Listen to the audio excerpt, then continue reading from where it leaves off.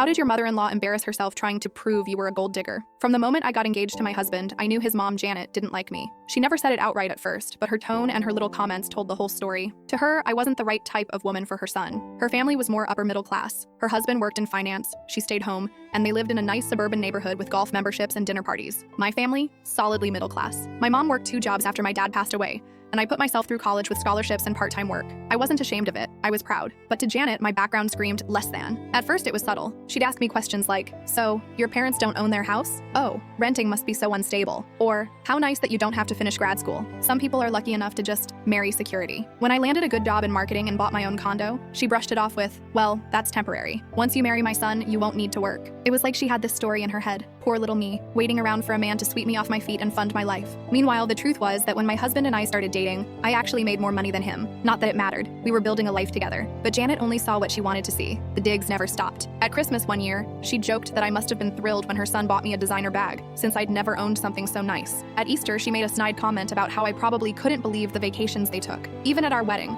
she made sure to remind people during her speech that her son was so generous and always taking care of others. Everyone knew who she was aiming at. I bit my tongue for years. My husband defended me, but he couldn't control his mom's mouth. I told myself it wasn't worth fighting. But then came our anniversary dinner. We'd invited both sides of the family to a nice restaurant to celebrate paying off our house, a goal my husband and I had worked together to achieve. It was supposed to be a proud, happy night. My husband stood, raised his glass, and toasted to us. He thanked me for being his partner in everything, financially, emotionally, and otherwise. He said he couldn't have done it without me. It was sweet, and everyone clapped. Then Janet clinked her glass and stood. Well, she said loudly, since we're all being honest tonight, I think it's important people know the truth. Some of us here wouldn't even have what they have if it weren't for my son's hard work. Some people marry for love, and some marry for security. I'll let you all decide which one applies here. The table went dead silent. My mom looked ready to throw her water at her. My husband looked like he was about to explode. But me, I smiled. Because Janet didn't know one little detail. My husband and I had signed a prenup. So I leaned forward and said calmly, funny you should mention security, Janet. Before we got married, your son and I signed a prenup. She froze. I pulled out my phone, scrolled a little, and turned the screen toward the table. It lists all assets brought into the relationship.